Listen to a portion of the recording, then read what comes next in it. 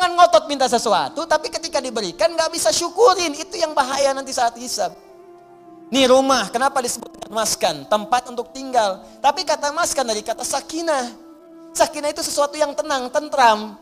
Ciptakan ketentraman di rumah, ciptakan ketenangan di rumah. Kalau sudah punya rumah, bikin suasana tenang di rumah. Jangan di rumah ribut terus. Di rumah berselisih terus. Kalau Anda di rumah tiap hari ribut, artinya kurang syukur Anda kepada Allah. Orang yang nggak punya rumah, belum dapat amanah rumah, masih ngontrak, ada yang numpang tinggal, dia hidupnya tenang. Masa Anda yang dikasih nggak tenang?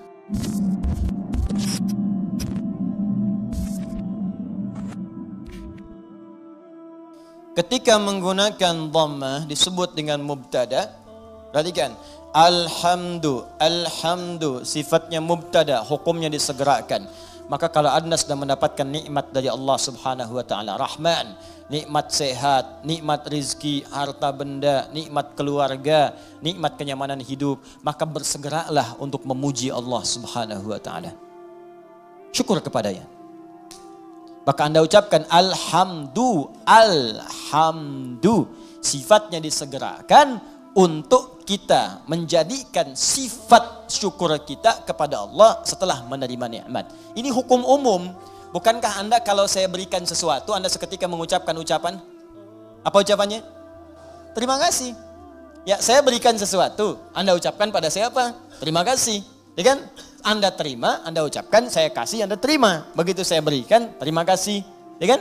Terima kasih Ustadz. Sekarang Allah berikan pada kita. Allah berikan pada saya, Allah berikan pada Anda, Allah berikan pada kita. Nikmat, kebutuhan, rizki, segalanya. Setelah kita menerima itu, apa yang harus kita lakukan? Maka Allah ajarkan kepada kita. Alhamdulillah. Cepat, segera. Jangan tunda, jangan diakhirkan. Begitu terima, syukur pada Allah. Alhamdulillah. Alhamdulillah. Jelas sampai sini? Makanya kalimat alhamdulillah ini, itu dalam bacaan tafsir bisa dibaca dengan A. Bisa dibaca dengan A untuk menegaskan. Dari mana taunya Ustaz? Teruskan bacaannya. Wa ruwiya an Sufyan ibn Uyainah wa Ru'bah ibn al-Ajjaj annahuma qala alhamdulillahi bin nasbi wa huwa ala idmari fi'lin. Sufyan ibn Uyainah, kemudian juga Ru'bah bin al-Ajjaj, keduanya ahli tentunya dalam bidang qiraat, ya, keduanya menyampaikan riwayat bacaan dengan fathah, tapi riwayat ini untuk tafsir. Ingat, bukan untuk bacaan dalam salat. Boleh dibaca dengan fathah, tapi bukan dalam salat.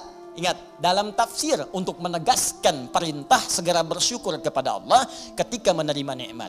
Kenapa dibaca alhamdulillah? Untuk menunjukkan kalimat perintah sebelumnya yang ditiadakan untuk memudahkan bacaan kita. Asal kalimatnya kalau kita turunkan, qulu, perintah dari Allahnya. Qulu. Katakan oleh kalian semua, alhamdulillah, alhamdulillah. Cuman kalimat ini yang nggak muncul. Ya, Allah tidak menurunkan kalimat ini karena sudah dipahami oleh orang Arab. Orang Arab paham. Dari mana pahamnya? Karena menggunakan dhammah. Dhammah ini sifat segera. Jadi sifat segera itu nggak dikasih tahu pun sudah paham, harus segera bersyukur. Cuman kita ini yang bukan orang Arab kadang nggak ngerti kenapa mesti dhammah. Maka dijelaskan oleh dua ulama tadi, kenapa pakai dhammah? Karena asal perintah itu untuk bersyukur sifatnya perintah. Kalau mau dimunculkan dalam tafsir ada kalimat sebelumnya qulu. Kalau dapat anugerah dari Allah cepat minimal katakan, cepat syukuri. Kalau orang Arab gak perlu itu lagi. Makanya ketika Quran diturunkan dengan bahasa Arab tidak menggunakan kata qulu lagi, saking pahamnya orang Arab dengan itu. Cukup dengan kalimat alhamdulillahi rabbil alamin. Paham? Maka kalimat yang pertama, ini perintah dari Allah Subhanahu wa taala. Kalau sudah mendapatkan nikmat yang tadi, nikmat diberi, nikmat sehat, nikmat rizki, nikmat macam-macam, maka adab yang pertama dari kita terhadap Allah Subhanahu wa taala, berterima kasihlah kepada Allah Subhanahu wa taala dengan semua nikmat yang telah diberikan itu. Kalimat pertama yang kita ucapkan, segera bersyukur kepada Allah dengan kalimat alhamdulillahi rabbil alamin. Maka kalau ada sesuatu kita dapatkan, adab yang pertama, saya tulis ya, adabnya nanti ada 3. 1, ucapkan kalimat tahmid. Awas, nanti ada kaitan nih dengan penambahan nikmat. Anak lulus ujian, alhamdulillahi rabbil alamin. Ya, proyek dapat, alhamdulillahi rabbil alamin. Ya, dapat tempat pertama, alhamdulillahirabbil dagangan habis di luar, dagangan habis, alhamdulillahirabbil ya. Ya, ta'lim lancar, alhamdulillahirabbil dapat traktiran teman, alhamdulillahirabbil dapat tumpangan pulang, alhamdulillahirabbil alhamdulillah. Adab yang pertama. Jadi sudah adab, antum aja manusia ngasih langsung terima kasih. Masa Allah ngasih tiap hari kita gak ucapkan alhamdulillah. Itu adab pertama. Awas, hati-hati, nanti kalimat ini ringan diucapkan tapi dampaknya besar. Kita akan lihat nanti korelasi dengan ayat yang selanjutnya. Pelan-pelan sebentar di sini. Paham sampai sini? Baik, jadi pertama saya ulangi lagi. Saat kita kemudian mendapatkan semua anugerah dari Allah berupa nilai-nilai kebaikan, maka adab yang pertama bersyukurlah kepada Allah dengan mengucapkan apa? Alhamdulillahirabbil alamin. Baik, adab yang kedua. Fokus. Perhatikan baik-baik. Bukankah di kalimat alhamdulillah ini ada alif lam? Ingat ya, ada apa? Alif lam. Saya sering katakan kepada kita semuanya, pada diri saya, pada Anda, pada kita semua. Alif lam pada umumnya terbagi dua bagian, dua fungsi. Masih ingat? Satu, ma'rifah. Lam ta'rif. Menunjukkan sesuatu yang khusus. Yang kedua, istighraq. Ya, alif lam al-istighraq. Menunjukkan sesuatu yang sifatnya luas, menyeluruh. Semua, segala, tanpa kecuali. Ta'rif, qalamun, spidol, pena, pulpen, qalamun, al-qalam, yang ini bukan yang lain. Sabburatun, papan tulis. As-sabburah, papan tulis yang ini khusus, bukan yang lain. Sayyaratun, mobil, banyak di luar kendaraan. As-sayyarah, pakai alif lam, yang itu bukan yang lain. Salatun, umum, salat, gimana aja, mau cepat, mau lambat, bebas. As-salat, salatnya khusus, ada aturannya, ada ketentuannya, nggak bisa sembarangan.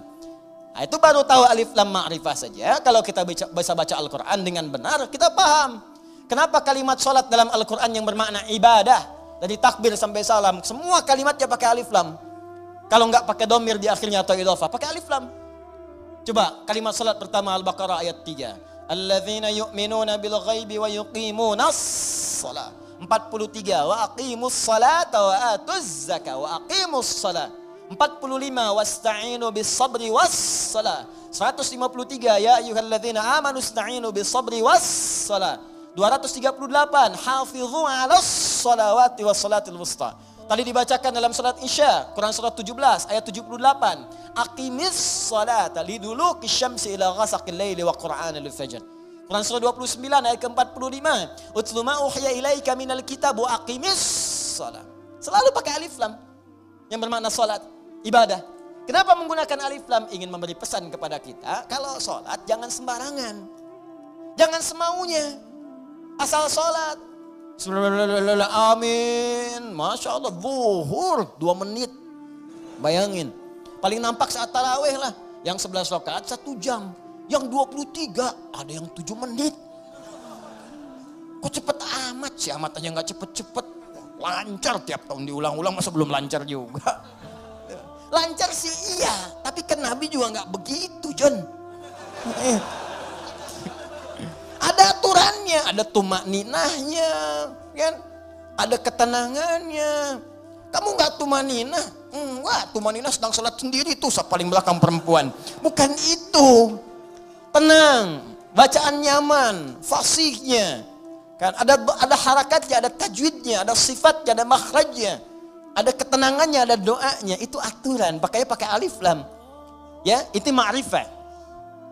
Istighraq menunjuk pada yang luas tanpa ada kecualinya. Semua dicakup. Yang semua yang terdapat, tidak ada satu pun tersisa untuk yang lain. Semua tercakup. Nah, dua-duanya ini kita bisa terapkan dalam hukum kalimat alhamdu. Yang pertama, alhamdu. Kalau Anda ingin mengucapkan terima kasih, syukur kepada Allah Subhanahu wa taala, maka khususkan semua syukur itu hanya milik Allah saja. Jangan mengambil bagian darinya. Ini kalau sudah merasakan semua karena Allah, ini kan yang ngasih Anda selamat Allah. Yang ngasih anak Anda lulus bisa hafal Quran itu Allah. Yang bisa menjadikan Anda sukses dalam pekerjaan Allah. Kalau nggak berkehendak nggak bisa. Anda kerja sampai bertahun-tahun, sampai banting tulang, banting kepala, banting kaki, banting apapun. Semua dibanting. Kalau Allah nggak berkehendak nggak akan jadi. Dan kita sadar karena Allah.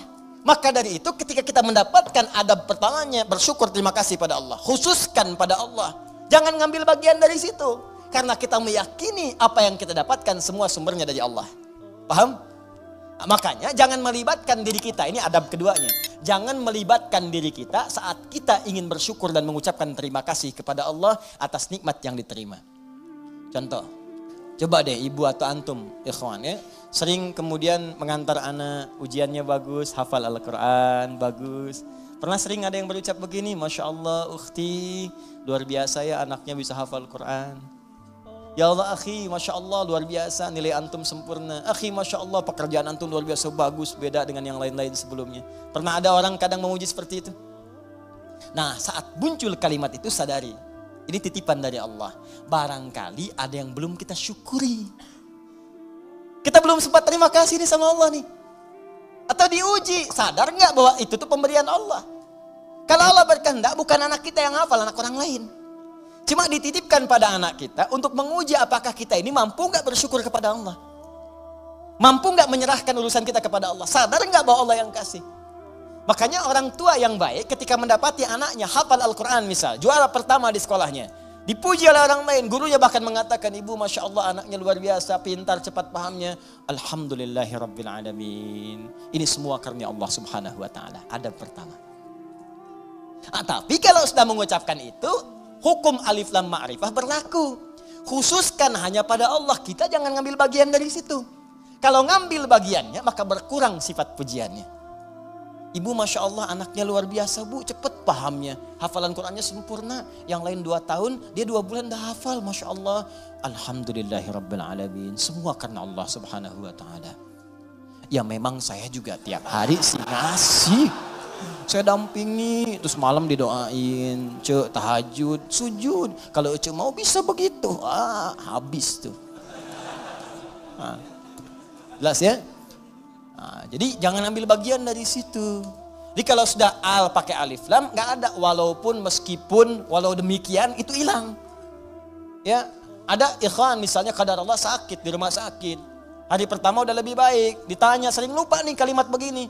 Gimana akhi? Alhamdulillah lebih baik ya walaupun udah nggak usah ya walaupun sedikit lagi udah nggak usah pakai walaupun meskipun walaupun walau demikian itu udah hilang karena udah ada alif lam. Jelas ya, udah ada alif lam. Ini tuh kayak sederhana beneran deh, bener saya serius ya. Ba satu huruf cuman maknanya dalam. Alif lam ya, alif lam cuman al dibacanya. Tiap hari al itu banyak, tapi yang ini tuh beda dengan yang lain. Anda boleh gunakan al pada yang lain, tapi al melekat pada alhamdulillah beda. Lain dengan al pukat, lain dengan al kalin, lain dengan al yang lainnya, beda. Jadi al di sini khusus ketika disebutkan al di sini, lekatkan semuanya karena Allah. Gak usah campuri pakai yang lain-lain. Makanya setan itu sering menggerakkan di hati kita pada sisi nafsu, supaya itu dikurangi. Jadi nilai pahalanya berkurang. Bukan cuma nilai pahala, nanti saya sebutkan kalimat yang lainnya. Begitu nanti yang ini sempurna, turun nanti pernyataan dari Allah subhanahu wa ta'ala. Begitu benar, akan datang lagi yang lebih besar dibanding yang sebelumnya. Datang, meningkat lagi. Ini yang paling dahsyat. Tapi hukum yang kedua ini mesti berlaku. Jadi begitu ada pujian, ada apapun, ucapkan apa? Alhamdulillahirrabbilalamin. Tutup bagian diri kita yang ingin maju ke depan. Sudah. Tapi, kenapa tapi Pak? Tapi semua ini dari Allah. Tidak ada peran saya sedikit pun di sini. Jelas sampai sini? Baik. Dan al berlaku yang kedua yaitu istighraq pada semua jenis kenikmatan yang kita raih. Ya, awas hati-hati, jangan cuma di satu sisi saja. Awas hati-hati. Lupa kita itu. Dapat yang terasa materi, alhamdulillah. Iya. Alhamdulillah. Dapat proyek, dapat promosi, alhamdulillah. Keturunan, alhamdulillah. Alhamdulillah. Tapi lupa. Bukankah mata ini kadang dirawat oleh Allah untuk tidak sakit? Berapa kali bersyukur dengan nikmat mata ini? Berapa kali bersyukur dengan nikmat telinga yang jelas terdengar? Berapa kali bersyukur dengan nikmat kaki yang bisa melangkah? Anda berharap-harap hebat dapat proyek segala rupa, diuji oleh Allah, sakit kaki aja, nggak bisa berangkat kerja, hilang tuh. Jutaan, ratusan ribu, sekian, sakit, hilang. Cuman kaki aja satu, kena duri aja, ya tak, dah. Telinga nggak berfungsi sedikit, pusing, capek.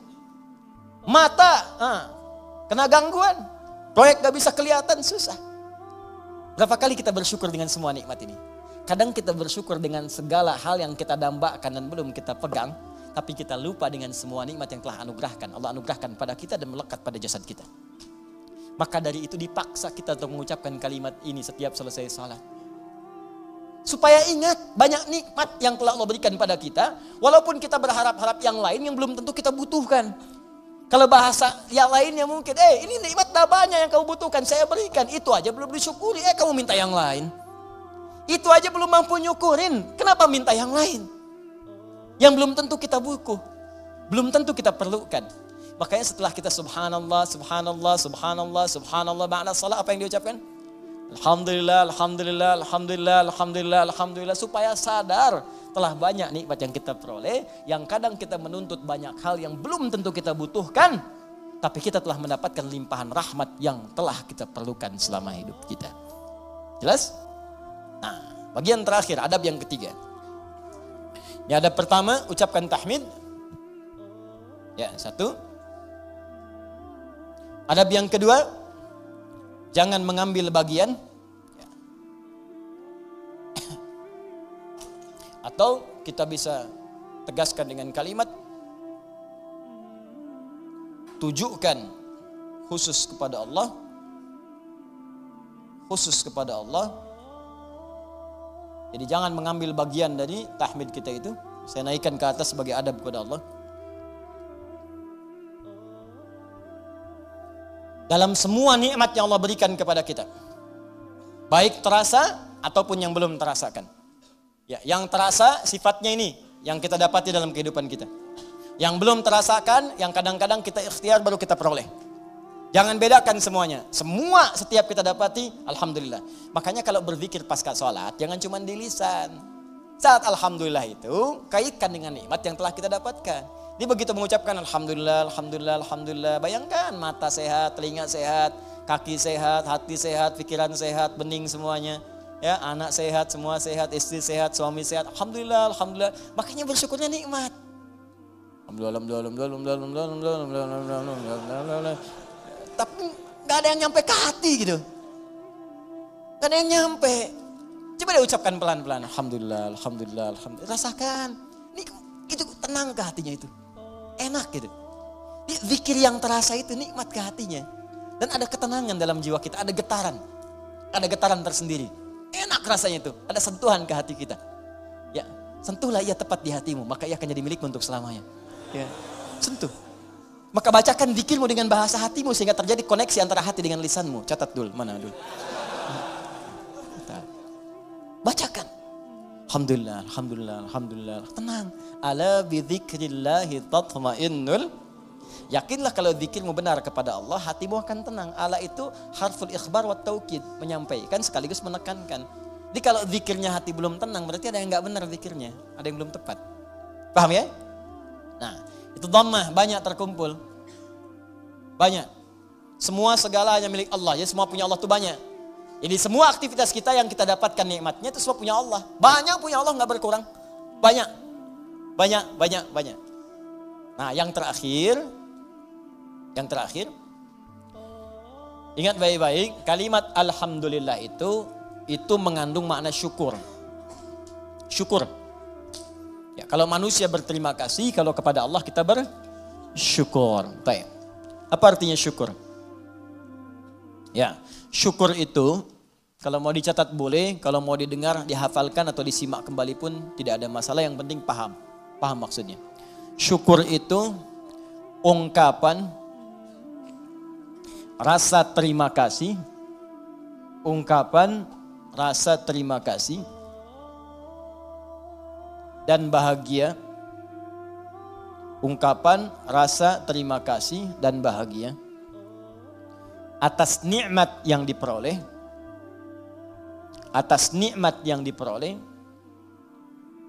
dengan cara menggunakan nikmat itu sesuai dengan ketentuan yang telah Allah tetapkan. Sesuai dengan ketentuan yang telah Allah tetapkan. Sesuai dengan ketentuan yang telah Allah tetapkan. Sudah? Baik. Ungkapan terima kasih atau bahagia atas nikmat yang diperoleh dengan cara menggunakan nikmat itu sesuai dengan ketentuan yang telah Allah tetapkan. Baik. Awas, ini kalimat singkat tapi isinya padat dan akan sangat berdampak dengan kuantitas. Ya, peningkatan nikmat setelahnya yang akan kita peroleh dari Allah Subhanahu wa taala. Kalau syukurnya benar, maka nanti limpahan nikmat berikutnya akan semakin bertambah. Perhatikan baik-baik. Awas, ini bagian ketiga ini yang sering gagal. Di syukur ini, adab pertamanya alhamdulillah, betul. Begitu menerima, alhamdulillah. Adab keduanya, tujukan semua karena Allah. Tapi di adab yang ketiga, ini yang paling penting dan tidak sedikit orang gagal di sini. Jangan cukupkan syukur pada kalimat alhamdulillah. Tapi optimalkan nikmat yang diraih itu sesuai fungsinya yang telah Allah tetapkan. Misal, Allah kasih pada kita nikmat sehat di mata, melihat jelas. Kita bisa bedakan objek, ini laki-laki, ini perempuan. Ini peci putih, ini peci yang hijau. Ini peci biru, ini peci yang hitam. Bahkan yang paling nikmat, paling besar, kita bisa membedakan nikmat hak dan batil. Nikmat halal dan haram. Ini halal, itu haram. Baik, ini hak, ini batil. Jujur itu hak, dusta itu batil. Mencari dengan yang benar itu hak, korupsi itu haram, batil. Itu nikmat luar biasa. Ini tayangan yang hak, ini yang batil. Baik, ketika kita dapatkan semua nikmat itu, maka syukuri. Maka cara mensyukurinya, tempatkan, gunakan mata ini, nikmat mata, untuk melihat sesuai dengan apa yang telah Allah tetapkan. Apa fungsi mata yang telah Allah tetapkan? Bukan sekedar melihat. Saya sering katakan, saya sering sampaikan, dalam Al-Quran, fungsi mata itu bukan sekedar melihat. Untuk manusia diikat dengan kalimat, melihat yang baik-baik.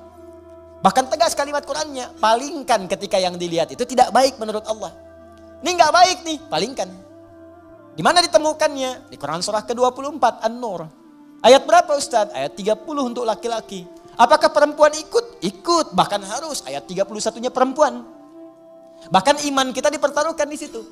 Qul lil mu'minina yaghuddu min absarihim. Katakan pada pria-pria yang masih merasa punya iman, kalau nggak punya iman, ya nggak masalah. Karena imannya nggak ada, maka nggak ada rem dalam dirinya. Karena iman nggak ada, maka nggak ada petunjuk pada hatinya. Di hati itu ada iman. Kata Allah, kalau hatinya ada iman, maka iman itu akan merambat ke seluruh anggota tubuhnya. Saat dia naik ke mata, yaghuddu min absarihim, maka imannya akan menunjukkan apa yang harus dilihat oleh matanya. Ketika yang dilihat itu tidak benar menurut imannya, maka dia akan palingkan dari pandangan itu. Nah, jadi kalau ingin mensyukuri nikmat mata, pakai mata ini untuk melihat yang benar-benar. Yang baik-baik menurut Allah. Itu tandanya kita bersyukur dengan nikmat. Dan tanda yang kedua, iman kita masih ada. Masih kuat. Jadi kalau kita mengatakan alhamdulillah nikmat mata. Tapi mata dipakai pada yang tidak benar. Itu bukan syukur namanya. Apalagi pas diucapkan, pas dilihat yang gak benar.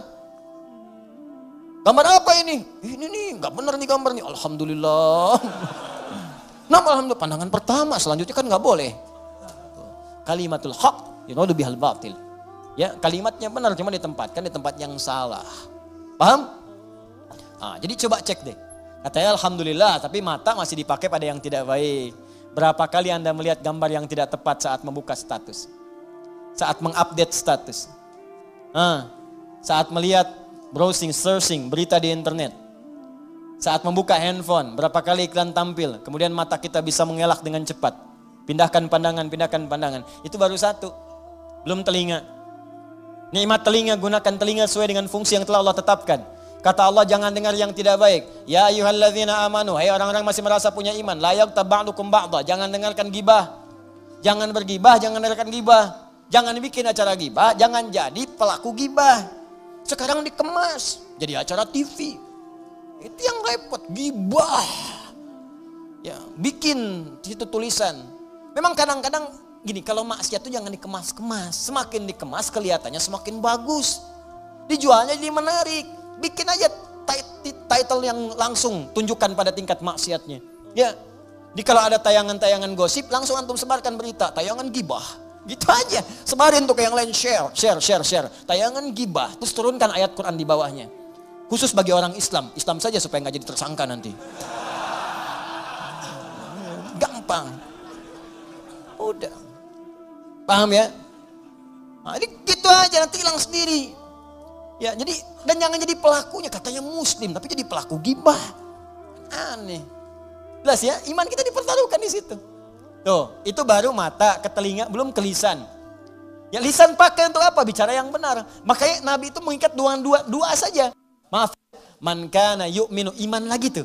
Man kana yu'minu billahi wal yaumil akhir falyaqul khairan aw liyasmut. Siapa yang masih merasa beriman pada Allah dan hari akhir.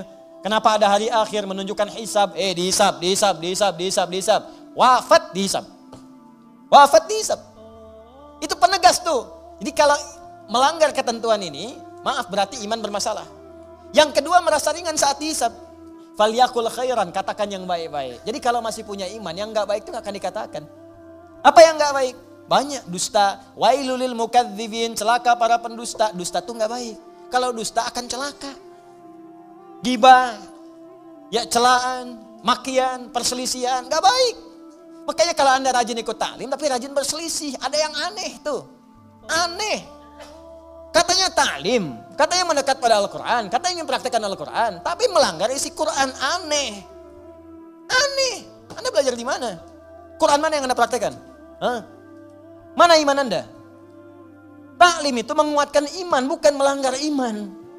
Itu poinnya. Jadi kalau Anda dekat dengan Allah, itu semua tubuh kita akan dijaga.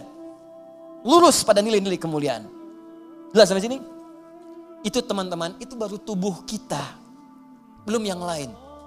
Ini saya tanya pada Anda. Ya, mulai dari pakaian, alas kaki, rumah, ya, kendaraan. Pertanyaan saya, berapa nikmat yang telah kita peroleh, yang telah kita gunakan sesuai fungsi yang telah Allah tetapkan kepada kita. Makanya pelajari dulu sebelum meminta kepada Allah. Ya Allah, berikan aku anugerah rumah. Apa fungsi rumah menurut Allah dan Rasulnya? Turunkan. Ada fungsi rumah untuk berzikir, fungsi rumah sebagai naungan. Fungsi rumah itu ada 3-4 dalam Al-Quran. Ada manzil, kenapa rumah disebut dengan manzil? Ada bait, kenapa disebut dengan bait? Ada dar, kenapa disebut dengan dar? Ada maskan, kenapa disebut dengan maskan? Ada di situ turunannya, pelajarin dulu. Jangan ngotot minta sesuatu, tapi ketika diberikan gak bisa syukurin. Itu yang bahaya nanti saat hisab. Nih rumah, kenapa disebut dengan maskan? Tempat untuk tinggal. Tapi kata maskan dari kata sakinah. Sakinah itu sesuatu yang tenang, tentram. Ciptakan ketentraman di rumah, ciptakan ketenangan di rumah. Kalau sudah punya rumah, bikin suasana tenang di rumah. Jangan di rumah ribut terus. Di rumah berselisih terus.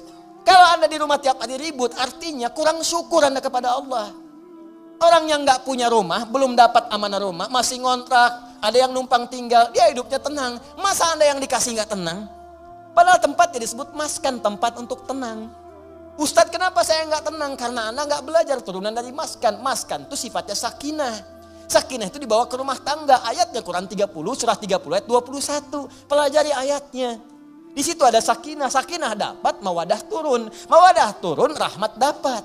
Di situ disingkat sakinah, mawadah, rahmah. Disingkat jadi samara. Dibawa ke dapur jadi sambara. Itu. Ini kan pernikahan seperti sayembara, tebak-tebakan. Anda mendapatkan samara, tapi Anda tidak menggali hikmahnya, bagaimana bisa meraihnya? Anda mendapatkan pengen sakinah, tempatnya maskan yang punya Allah, tapi Anda sendiri jauh dari Allah, bagaimana bisa mendapatinya? Makanya fungsi rumah yang kedua disebut bait. Bait itu dari bata yabitu, baitan, tempat menetap. Tapi bukan sekedar menetap. Karena dalam Al-Quran ketika disebutkan bait, sesuatu yang mendekatkan diri dengan Allah. Makanya Ka'bah disebut bait. Quran surah ketiga ayat 96. Inna awwala baitin wudi'a lin-nasi alladzi bi Bakkah mubarakah. Sungguh rumah pertama yang ditetapkan untuk manusia itu apa? Ka'bah yang terletak di Mekah yang diberkahi. Kenapa Ka'bah disebut dengan bait? Untuk menunjukkan setiap fungsi bait itu menghadap ke arah Ka'bah. Kenapa disebut menghadap ke Ka'bah? Untuk menunjukkan ketaatan kita kepada Allah. Ibadah. Diturunkan di hadis Nabi. Pakai zikir. Rumah yang tidak digunakan untuk berzikir seperti kuburan, sepi. Bukan sekedar zikirnya, karena dengan zikir itu kita menjadi lebih dekat dengan Allah. Ketika dekat dengan Allah, rahmat turun. Begitu Joni cara memahaminya. Ini rumah dibangun-bangun, diluas-luas, tapi jauh dari Allah. Ya gimana bisa nyaman tinggal di rumah? Luasin, silahkan aja luasin. Kandang ayam juga luas. Main ke Subang tuh banyak kandang ayam. Kandang ayam juga luas. Apa bedanya rumah Anda dengan kandang ayam? Apa beda rumah Anda dengan Ragunan? Ragunan juga luas tuh, kandang singa luas begitu. Luas. Apa bedanya? Bedanya pakai zikir. Zikir. Apa itu zikir? Banyak di Quran. Salat zikir, Quran surah 20 ayat ke-14. Wa aqimi sholata li dzikri, baca Quran zikir, Quran surah ke-15 ayat 9. Inna nahnu nazzalna dzikra wa inna lahu lahafizun. Bacaan subhanallah alhamdulillah kalimat thayyibat zikir, Quran surah ke-4 ayat 103. Asmaul husna zikir, Quran surah ke-2 ayat 152. Ditafsirkan Quran surah ke-17 ayat ke-110. Doa itu zikir, Quran surah ke-7 ayat 205. Menghafal Quran zikir, Quran surah ke-54 ayat 17, ayat 22, ayat 32, ayat 40. Kenapa enggak dihidupkan di rumah tuh begitu? Zikir. Semua, ayo coba deh. Dengan istri menghafal, kan? Masya Allah. Enggak apa-apa sambil bercanda. Setelah itu, berlomba. Enggak apa-apa. Mama, sayang, Masya Allah. Tahu enggak bedanya keramik sama kamu? Wah, gitu. Nggak tahu Pak, kalau keramik makin lama makin antik. Kalau kamu makin lama makin cantik. Catat. Oh Bapak bisa aja, bukan karena bisanya, tapi kecantikan itu memudar di dunia. Saya ingin semua bertahan sampai ke akhirat. Yuk, kita mulai dengan menghafal Quran. Mudah-mudahan kita mendapatkan mahkota di akhirat. Itulah kecantikan dan keindahan yang hakiki di hadapan Allah Subhanahu wa Ta'ala. Masya Allah. Alim. Praktekin. Masya Allah. Ini. Paham? Dibikin status.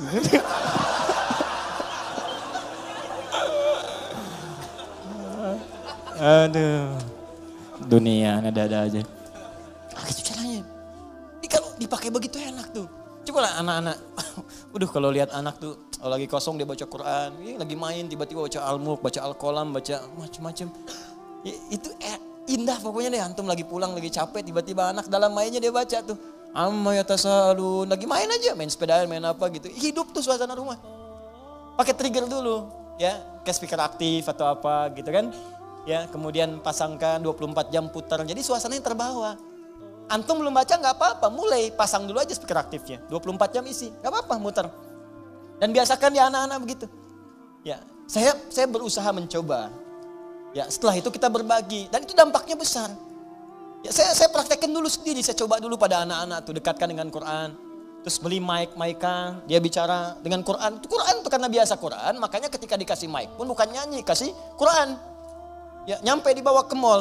Begitu ke mall lihat tuh ada mic yang standing itu berdiri.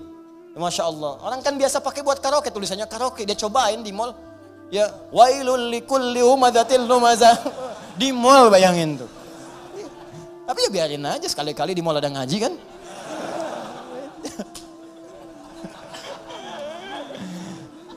Tapi ya begitu gitu. Itulah nikmat, itulah syukur. Syukur itu butuh realisasi, bukan cuma ucapan.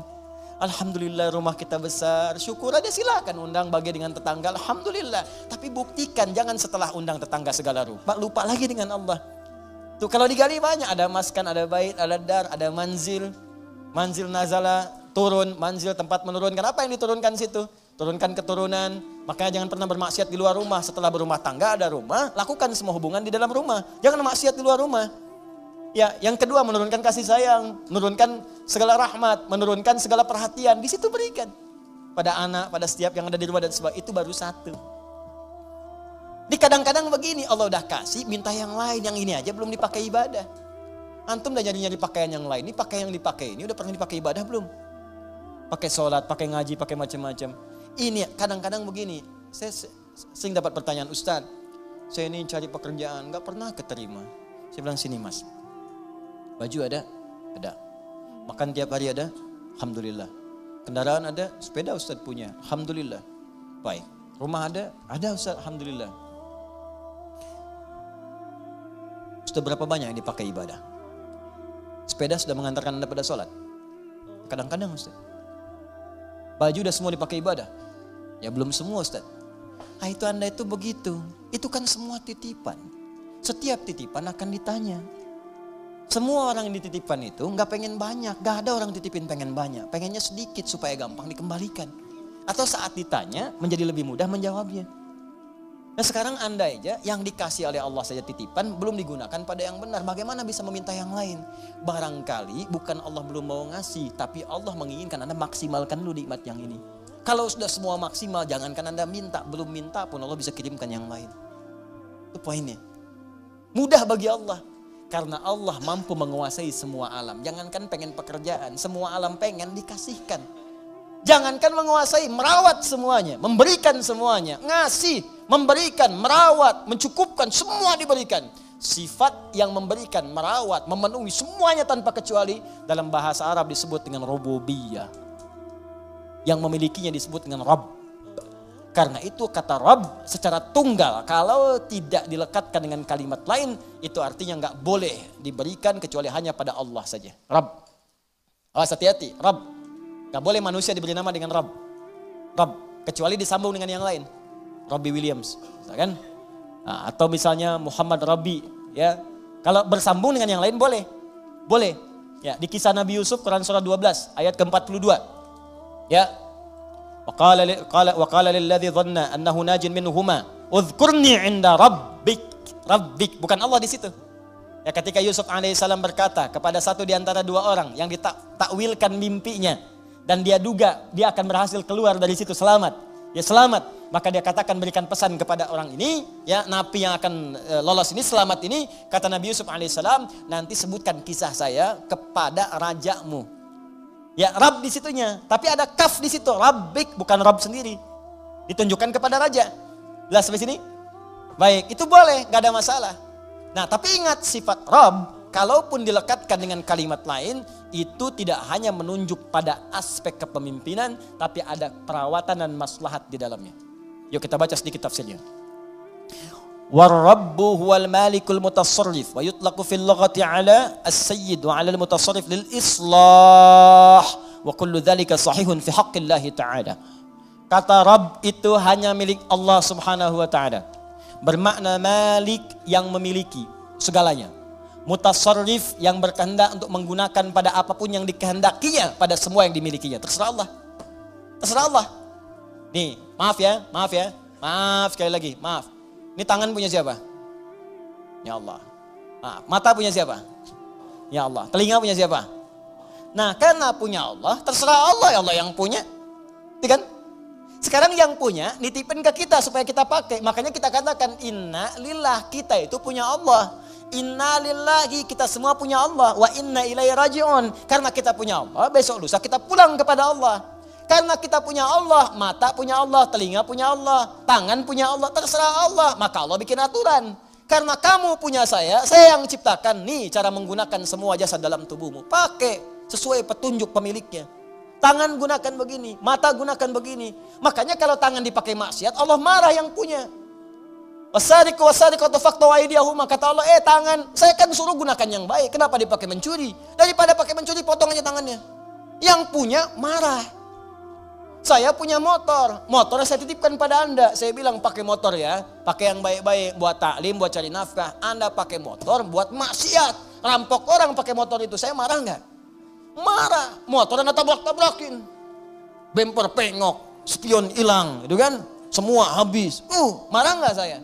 Marah. Ini tubuh kita punya Allah, dipakai maksiat, ya wajar Allah marah. Perangkat hidup punya Allah, dipakai maksiat, wajar Allah marah. Malikul mutasarrif. Makanya kata yang memiliki dan mengatur semuanya sesuai dengan kehendaknya itu Rabb namanya. Kalau kalimat itu diambil untuk sifat keteladanan kepada makhluk misal manusia, maka tambahkan kalimat lain. Rabbul Bait yang merawat rumah. Ya, Rabbud Daulah yang merawat pemerintahan. Kenapa disebut Rabb? Supaya dengan perawatan itu memberikan maslahat. Makanya para pemimpin baik di rumah tangga ataupun aspek yang lebih luas lagi, kalau dia memimpin tapi tidak mengarahkan pada yang lebih baik, besar pertanggungjawabannya di hadapan Allah Subhanahu wa taala. Tinggi itu. Awas, hati-hati. Hati-hati. Dan itu berat di hadapan Allah Subhanahu wa taala. Nah, kita tutup kalimatnya Alhamdulillahi Rabbil Alamin. Kata Allah, kenapa menggunakan kata Rabb? Rabb itu sifat memberi tanpa batas, sifat merawat dengan sempurna. Kalau engkau bersyukur kepadaku, menggunakan semua nikmat yang telah aku berikan sesuai dengan perintahku dan fungsinya, maka aku akan tambahkan lagi bagi kalian. Tambahkan lagi. Dan aku akan rawat kalian beserta nikmat-nikmat itu, sehingga semua nikmat terpakai dalam hidup kalian. Itu yang disebut dengan berkah. Dapat gaji 100.000, semuanya tergunakan dalam manfaat. Kan ada orang dapat 1 miliar sebulan, tapi nggak ada manfaatnya, habis. 100 juta 3 hari habis. 200 juta sepekan habis, tapi manfaatnya nggak kerasa. Aduh, kadang-kadang kasihan. Kasihan banget.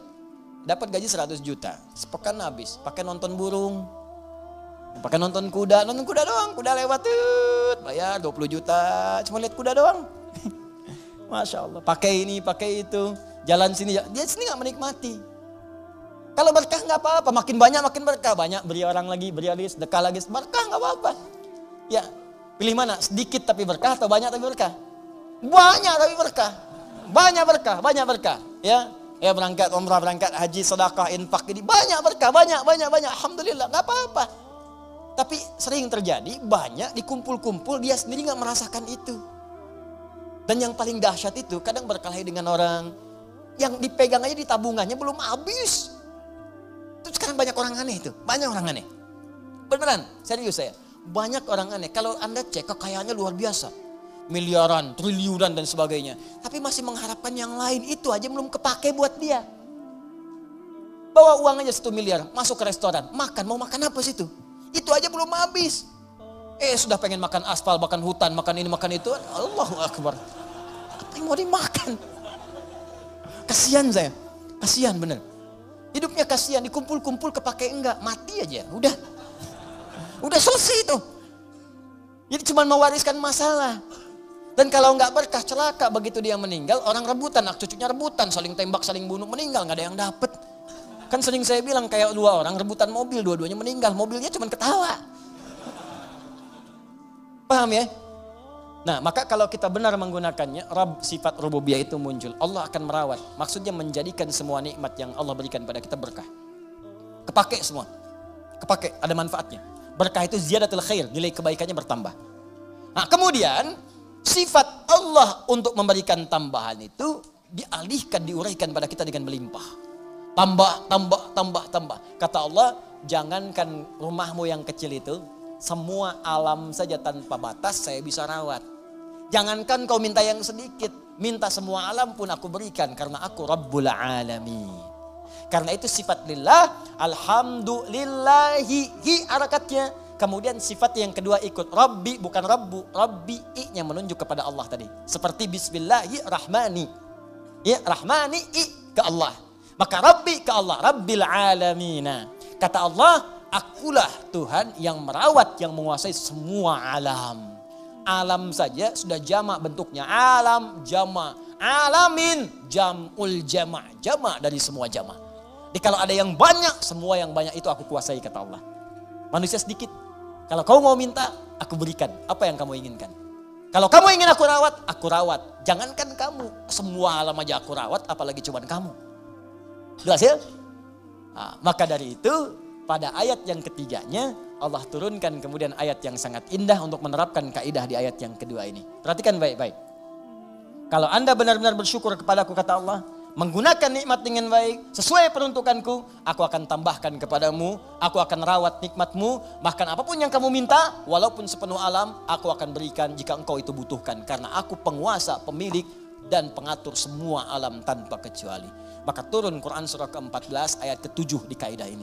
La in syakartum la azidannakum. Kalau engkau bersyukur kepadaku, la azidannakum, maka aku akan tambahkan kepadamu. Masih ingat teman-teman sekalian? Kalimat alhamdulillahirabbil alamin, bukankah kalimat syukur? Syukur atas apa? Nikmat, nikmat yang kita peroleh. Di mana nikmatnya? Di kalimat ayat pertama. Bismillahirrahman. Rahman nikmat dunia, Rahim nikmat akhirat. Saat mendapatkan nikmat dunia, alhamdulillah. Begitu kita alhamdulillah, benar alhamdulillahnya, Allah tambahkan rahmannya. Syukur lagi, Allah tambahkan rahimnya. Pahala tambah lagi, pahala tambah lagi. Rahmannya tambah, lipatkan lagi. Sekarang motor, besok mobil. Sekarang mobil, besok bis. Sekarang bis, besok kereta. Nambah, nambah, nambah, nambah. Karena itu ketika Anda alhamdulillahirabbil alamin, maka Rahman dan Rahim Allah akan tambahkan. Rahman dunia, Rahim dalam urusan akhirat. Karena itulah pada ayat selanjutnya turun lagi kalimat Ar-Rahmanir Rahim. Untuk menegaskan ketika Anda benar bersyukur kepada Allah, maka sifat Rahman dan Rahim berupa pemberian Allah akan terus dilimpahkan kepada kita. Dan itu janji Allah dalam kalimat la in syakartum la azidannakum. Maka selesai pembahasan dua ayat sekaligus, ayat yang kedua dan ayat yang ketiga. Sekarang pertanyaannya, kalau ada orang yang tidak bersyukur dengan semua itu, dan dia merasa itu punya dia. Seperti Korun pernah dicontohkan dalam masa-masa yang lampau. Sekarang muncul lagi korun-korun milenial misalnya. Ya, korun-korun kekinian. Maka penting kita ingatkan, ada ancaman yang berlaku dalam Al-Quran dan penegasan tentang apa yang terjadi jika seseorang merasa memiliki bukan sebagai titipan yang harus tingkatkan syukurnya kepada Allah Subhanahu wa Ta'ala. Itu nanti yang kita bahas di pertemuan berikutnya dengan turunnya ayat yang keempat, Maliki Yaumiddin.